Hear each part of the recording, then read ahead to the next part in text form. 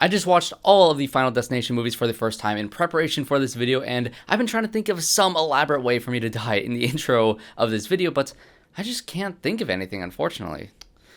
Maybe it'll come to me by the end of the video.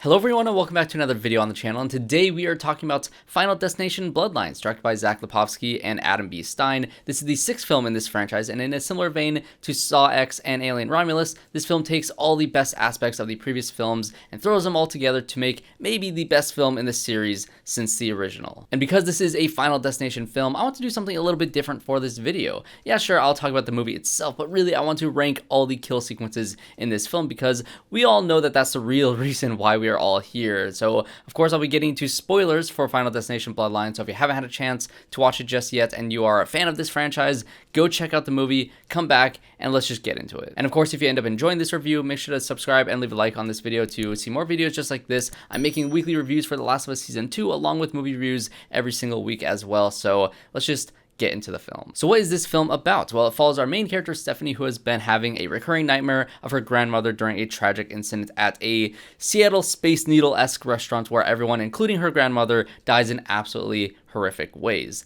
This leads her to investigate the mystery of her bloodline, leading to her estranged grandmother, Iris. There's been plenty of lore established throughout the previous 5 films, and the 2 key elements that this film plays with are escaping death through dying and being resuscitated, and how death will come to anyone else affected by the butterfly effect of fate. The newer concept from this film that I absolutely love is how this film asks the question of what if someone is able to cheat death for decades? What happens to their children and their children's children? How far is death willing to go to set things back to how they're meant to be? It makes total sense that Iris would become a recluse, becoming an expert in survival in a secluded cabin in the woods. The way that she constantly talks to death and taunts him every time something odd happens around her is so fun to watch, but it makes sense that death would prepare for the time when she would eventually die from far more natural and unstoppable causes like cancer. Although me saying this now makes me question how she got her diagnosis if she, also refuses to ever leave her cabin, or how she ever got food, or any other number of possible plot holes here, but honestly, that doesn't all matter. Steph begins to have visions of the original incident once Iris was diagnosed, making her the character that needs to learn from Iris's research over the years to attempt to stop death from taking the rest of her family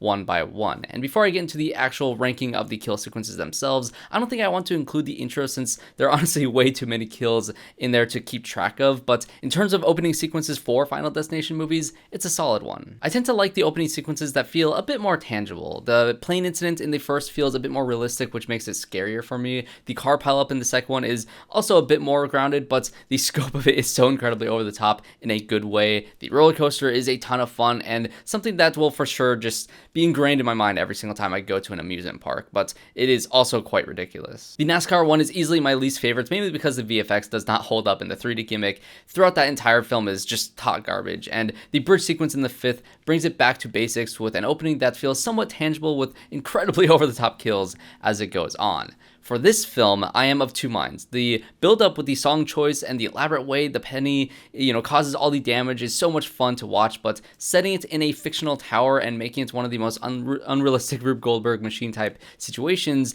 makes it middle of the road for me in concept. But that doesn't mean I didn't love every second of how this opening was, executed. The inherent fear of heights that this sequence is able to build with the glass breaking and everybody falling down is really solid. The song choices are hilarious in it, and the entire sequence with the piano and that one woman was really funny, but the biggest laugh that my audience gave for this film, and even some claps, was the death of that one kid who threw the penny towards the very end of it. I loved all of that, and also the characters in general here, and that little kid who I'll get into later on in this review.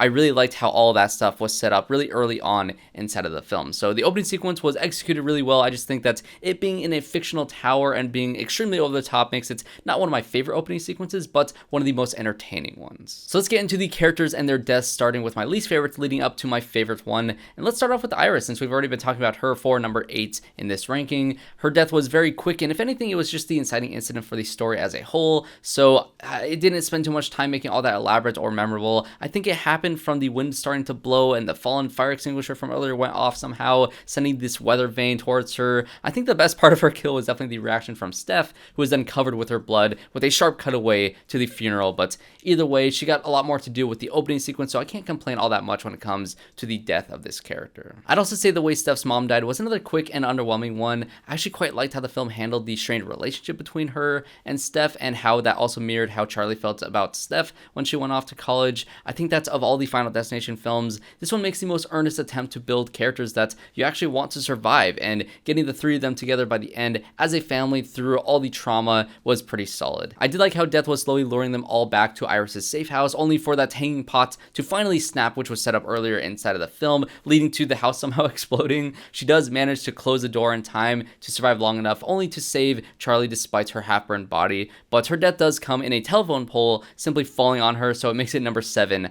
on my list. I did quite like our lead character in Steph, played by Kaitlyn Juana. This series continues the trend of casting actors that are almost entirely unknown to me. I think that some of the older actors have popped up here and there in smaller roles in probably a lot of different films that I've seen in the just amount of time that I've been watching movies, but the main cast of young adults in this film were entirely new to me, and I think they all did a pretty good job. But when it comes to her death along with Charlie's, they both land at number 5 and 6 for me, simply because it was something that we've seen before. This movie dabbles in nostalgia bait with seeing the log truck at one point, along with various other Easter eggs from previous films, so it does make sense that the logs would eventually come back to get them both. I did very much like that this entire incident at the end is all caused once again by the penny from decades prior. It also happens on the same train track that we opened up on from the very beginning of the film, which kind of bookends this movie visually here as well. It also plays on the idea of resuscitating the dead to stop death in its tracks, but since Charlie resuscitated Steph a bit too soon after her drowning in the RV, it didn't count, which is a classic trope from these Final Destination movies. You think you've escaped, but you've simply just delayed the inevitable. At number 4 will be Uncle Howard. I think that this skill did a solid job at setting up any number of things that could end up killing him.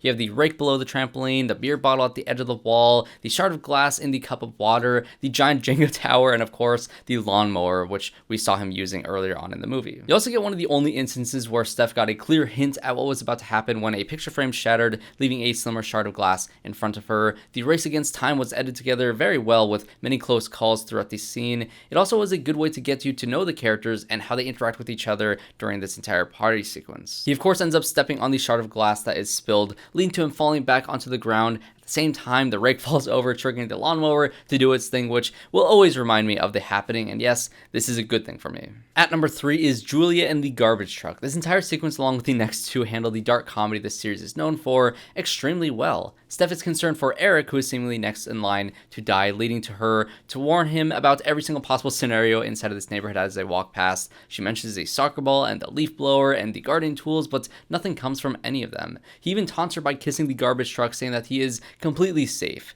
Julie then passes by to go on her run, leading to the gardening tool to fall over, knocking over the gardener, causing the leaf blower to blow debris into the kid's eyes playing soccer, who then kick the ball into her head, causing her to fall in the trash can that is then picked up by the garbage truck. But at this point, everybody still thinks that ERIK is going to be the one to die, so when ERIK goes up to the front of the truck trying to get the driver to stop, we're all worried about him, while Steph goes on top of the garbage truck to tell Julia that she's going to be okay, she's not next in line, as we slowly watch this compactor smash her head in while ERIK stays safe and sound. This all leads to the reveal that Steph's aunt had an affair with some random guy, meaning that ERIK is actually not part of the bloodline. It is so ridiculous and such a great punchline to this entire sequence that already had a gruesome ending.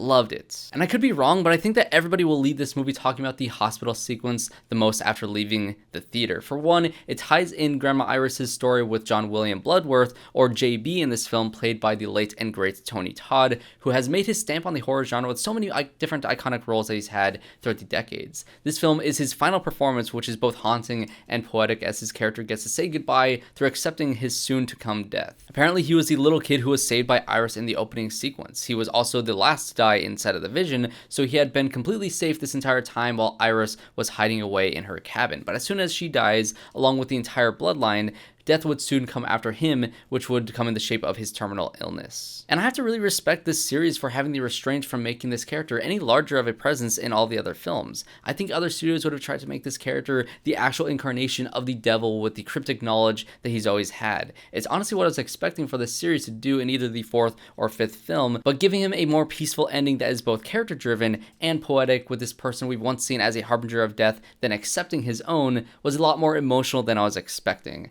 especially since this movie is releasing 6 months after the passing of the actor in real life. But beyond this great fan-servicing moment, the rest of the hospital sequence holds my two favorite kills in the entire film through Bobby and ERIK. They do briefly contemplate murder as they stand next to the many newborns, which is so darkly funny, but the plan from ERIK is to stop Bobby's heart through his peanut allergy so they can have him resuscitated, thus ending the chain. Death, of course, has another plan leading to an MRI machine turning on, causing all magnetic objects to fly towards the machine. This includes ERIK's phone, jewelry, and each and every single one of his piercings that he has across his body, from his ears to his nose to his nipples to, yes, that's right, yeah, I don't even want to say it. It is so incredibly funny, but also one of the most cringe-inducing kills in any one of these films. He eventually gets bent in half going into the machine, ending the truly miserable experience for this character who wasn't even a part of this family's bloodline. I'll also say the sequence of him in the tattoo parlor was also great.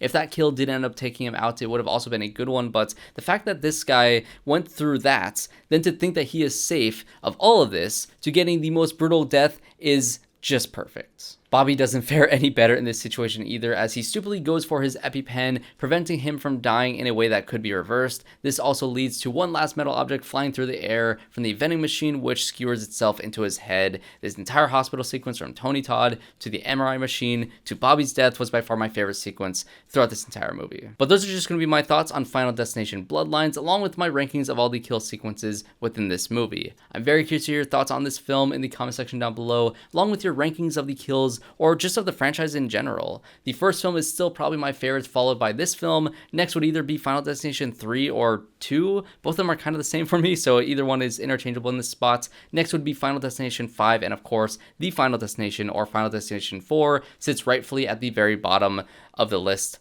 By far, that movie is awful. And of course, if you did enjoy this review, make sure to leave a like and subscribe to the channel to see more reviews just like this one. Like I said, weekly reviews out for The Last of Us Season 2, which I've been really enjoying up until this point, with weekly reviews for each movie releasing in theaters as well. So thanks everybody for watching, and I hope to see you all in my next one.